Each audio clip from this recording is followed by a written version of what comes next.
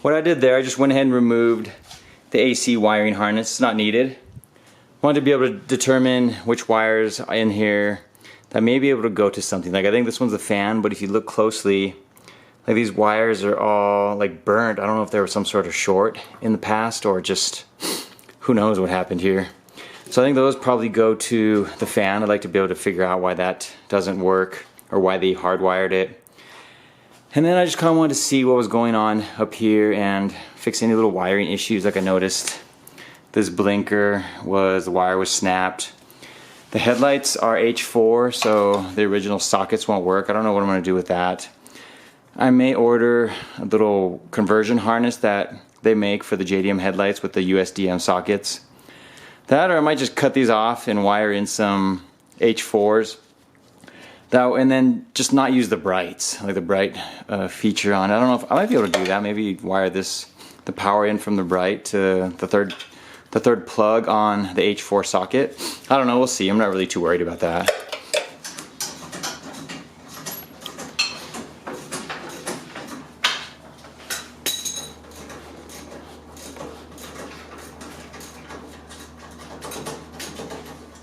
We're out here today. Real quickly, we're going to work on the front suspension on the Maroon 49.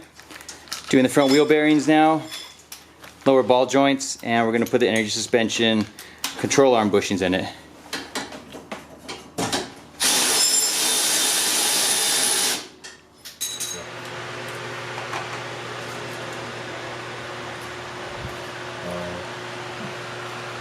Oh, I need the other ratchet.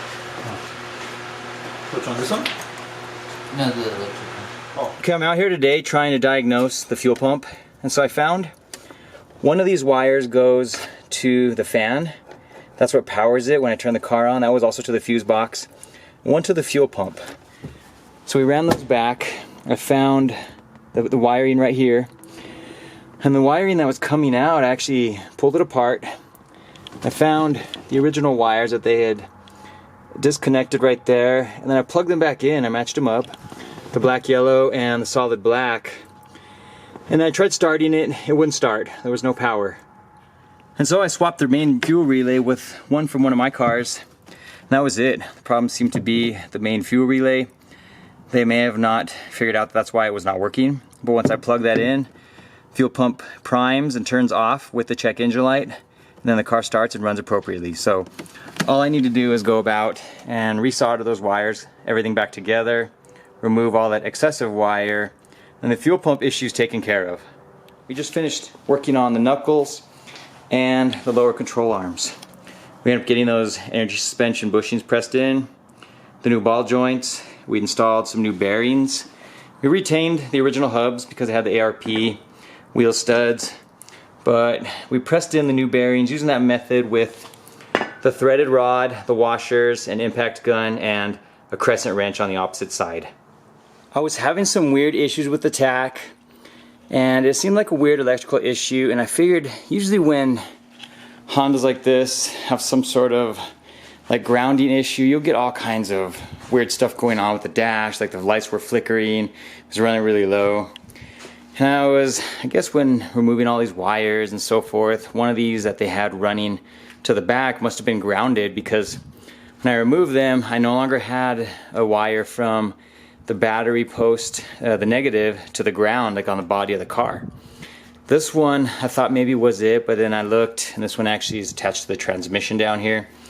So I'm going to redo that, make this one to the body, and make a small one from this to the little bracket on the transmission right there. So I ran a ground for now. I was just trying to take care of the issue from here right to here, and that fixed that issue. But then with the cluster, it was still acting a little weird, but it has full power now. Like there's no issues with that. Like right before, like some of these would like flicker and act all weird, and then after I start it, see when I click the left blinker, the right one goes off. And then when I click the right, the left one goes off. Well, actually both are kind of flashing there. Never mind, they're both flashing. I can see it now in the light.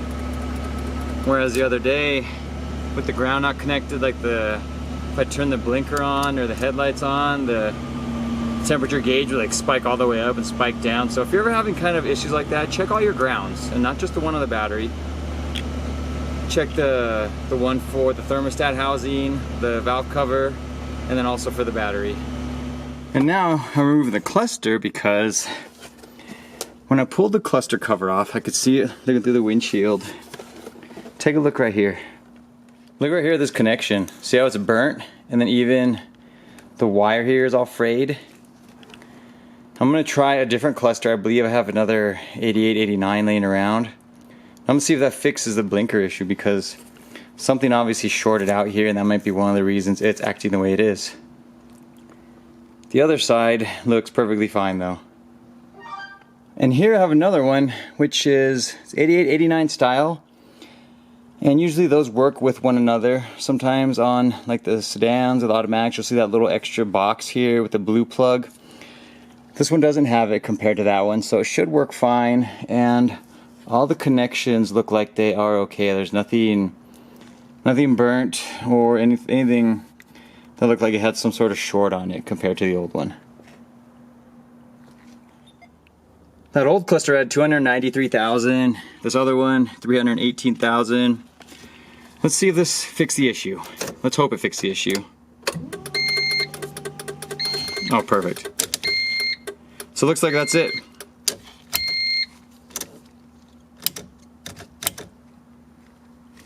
So the reason this one's blinking fast, I don't have any of the bulbs over there. Actually, the socket is missing for the bumper light. So it's when it blinks fast like that, if you didn't notice before, it's telling you that one of your lights is out. It could be the rear or the front, where this one is perfectly fine still.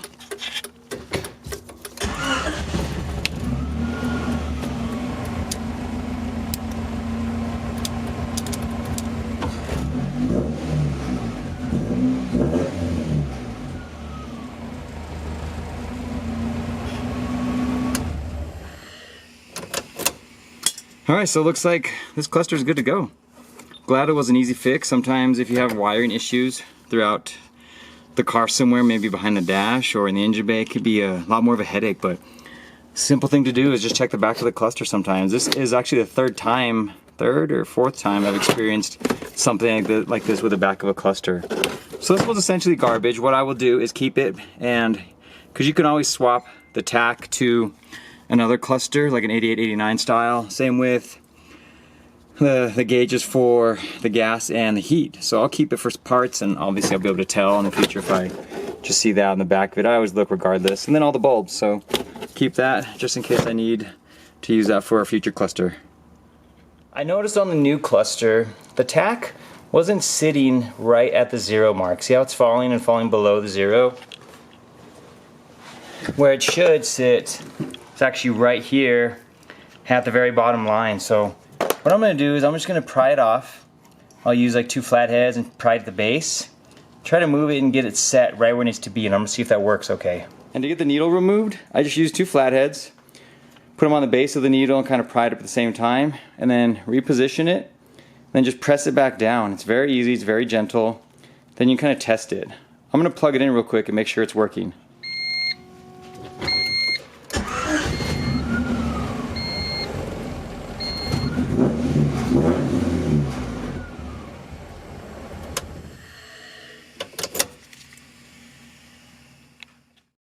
So I'm out here today, I'm working on fixing the idle air control valve. I went ahead and put a plug onto it and I wired it directly to the ECU. That didn't work. I reversed the wires at A11 and A17. That still didn't work. So now I'm going to remove it, we're going to pull it out, we're going to test it up against the battery, see if we can hear the pin sliding open and closed as we apply power and remove power. Okay, so I got the IACV out. I'm using this is what I used to use to test TPS sensors. So I used one gator clip on the positive, the other one on the negative, and so what I'll do, I'll touch the red and I'll touch the black. And every time you do that, you'll hear it open and close, and what's that doing? It's sliding back and forth. So it sounds like this IACV is working. And so since that's working, I'm going to go ahead and try a different unit just to make sure See if that could potentially be the issue. It's just a different IACV. Maybe it is, even though it's still sliding back and forth, maybe it's what's throwing the check engine light. So I installed a new IACV, and the wires here, I got A11, the red wire, coming to power for the IACV. And then A19, I actually spliced it into this one. That way it's still grounded to the chassis. That seems to be the way it needs to work. So now we're just gonna plug it in, and then we're gonna start it up.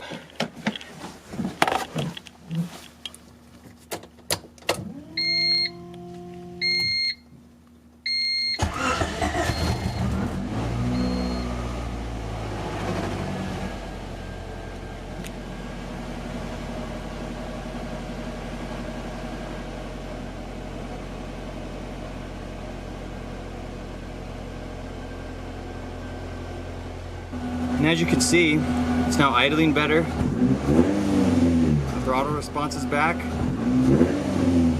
Now it's time to go take it for... This is going to be the first time I've actually driven it without any check engine lights, aside from me driving it around in my yard. From the back of the house to the front. We're going to give it a spin right now. Manny's going to record for me. Alright guys, I just checked the oil level. Seems good. Added a little bit of coolant. Don't want to have any overheating issues. We're going to take it out for a spin real quick.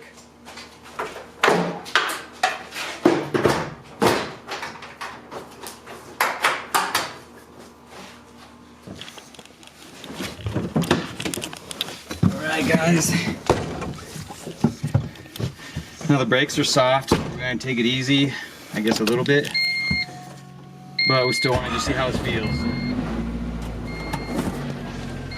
You want to, I think your seatbelt works if you want to use it.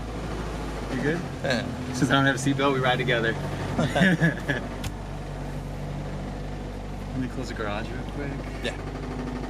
Yeah, see it's idling high now because of the IACV working.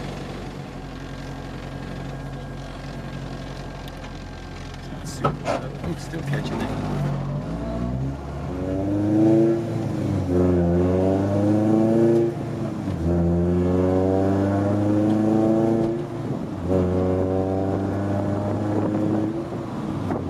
All the dust and shit could get up. It's crazy. Seat locked into place.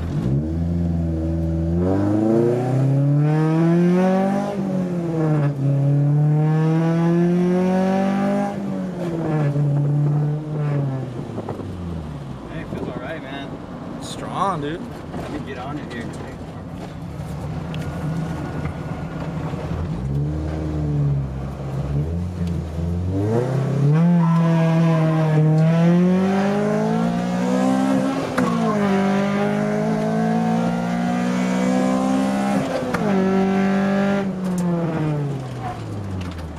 Woo. Hey man, that shit pulls, huh? Hell yeah.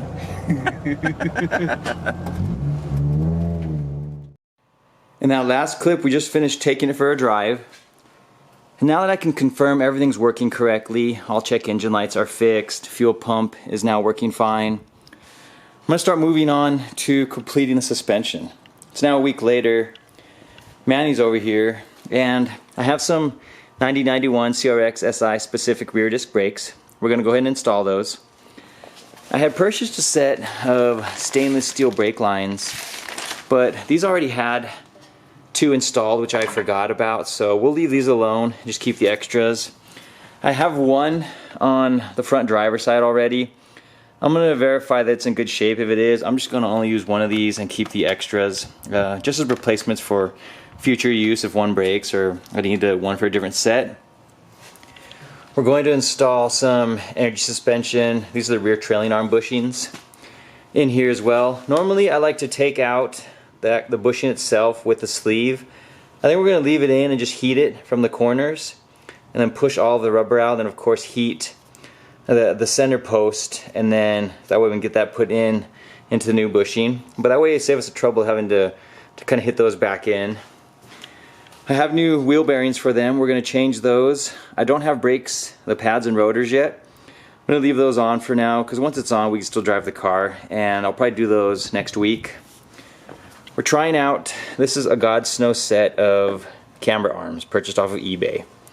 About $30. They're steel, they have the urethane bushings. They actually feel pretty nice. They're very heavy, sturdy. We're gonna give these a shot. I've never used a pair before, so we'll see how those actually hold up in terms of bushing usage and even the arm itself. And then for the compensator arm, we're just changing out the bushings that are currently on the car. We're going to use the urethane bushings also. And then we'll also knock out a few things at the front. I got some tie rods for the front, the two that are on here are a little torn up. I'm not going to change the steering rack. The steering rack feels okay still, so I don't feel a need to change that. And then the bushings on the sway bar, they were all torn up and they were like flat and compressed and a little bit like, I guess, falling apart from some brake fluid that had fallen on it. So we're just going to use some energy suspension end link bushings for those also. So we're going to get started, guys. Give a little bit of updates along the way as we progress.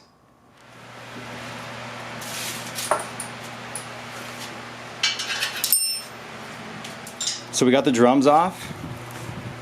We ended up getting the old bushings burned out. Same with the sleeve, the little rod, I'm sorry, that goes inside of the bushing.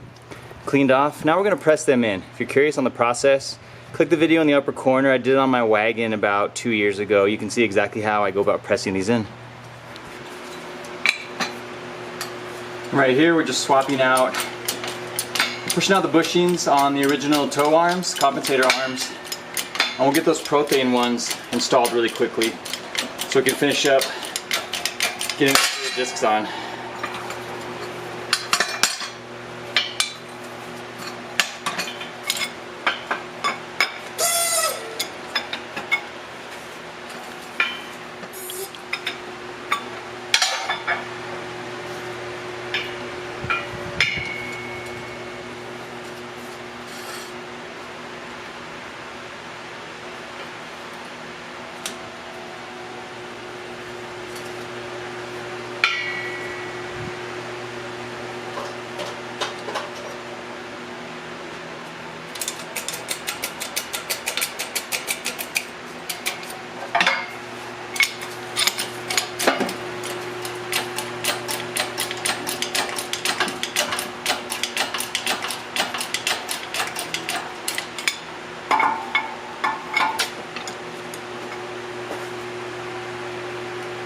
I think that's good. So the rear discs are on. I'm going to swap out the bearings. The ones that they sent me seem to be too large. It might be for an Integra. It did say they were for 8891 Civic as well, but for some reason they were maybe 1/3 of an inch longer, and then they were larger in the diameter of the bearing itself. I'm also going to swap out the rotors and pads. And of course we got the camber kit on, bushing on, all the brake lines hooked up, and the e-brake cable is also connected. And we already bled it, so there was a lot of old, I guess, brake fluid and whatever was in there. It was really dirty when we bled it. Much cleaner now. So now we're going to move on to the front, finish up those tie rods and the end links. An issue I never encountered before is, you see how this brake line, the e-brake cable, see how it kind of is like, it's not pushing itself back out? So when we pulled it up and we locked the e-brake cable a couple times, what it does,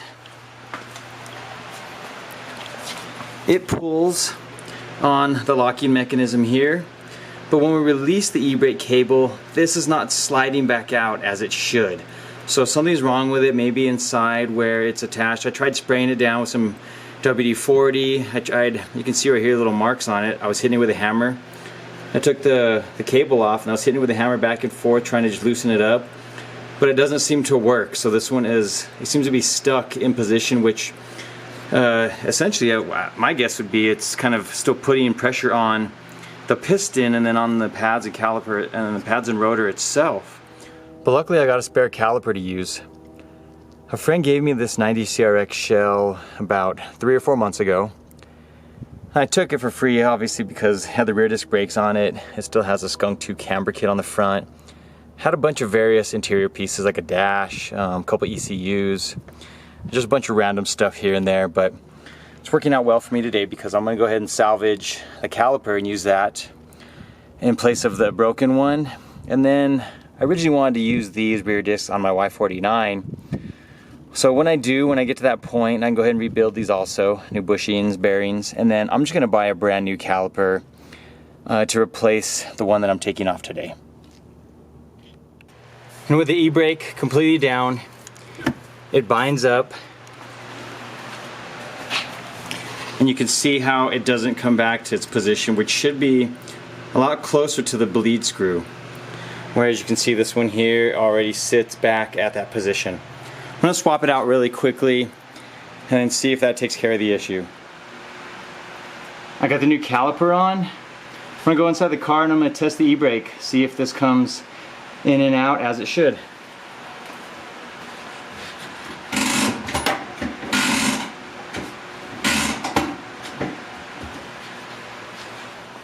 So that rear caliper's fixed now. I'm going to go ahead and leave this one on the car. I'll use the other one. I believe AutoZone charges a core. That's where I'm going to get it from. That way I have a lifetime warranty on it. And I haven't put the cover on yet. I'm going to put that on once I get the new pads and rotors on and the wheel bearings on. I feel like it's pointless to put it on, just have to take it back off. So the rear is now finished. And lastly, the front end's also finished for the day. Outer tie rod's on, sway bar end links, and that stainless brake line to match all the others. So that'll be it for today, guys. I'm going to move along and finish up some other stuff on the next video. Tune in then, we're going to work on, we've got a Gates timing belt, Koyo tensioner, NPW water pump. It's a little kit that they sell with all these Gates parts. We got the cam seals, oil pump or the front main. Of course, new valve cover gasket, spark plug, O-rings. Rear main seal is going to be another day. That just came with this little set I bought. And then I found these headlight harnesses that we're going to use for the 9005, 9006 combined to the H4 or H4H, and I have the actual H4H bulbs for it. Lastly, got a new main fuel relay. Thanks to James Stewart for sending that to me. Donated it to this build. I'm going to swap that one in so I can remove the one I have in the car currently and put that one back on my other car. So tune in next week, guys. We'll see you then.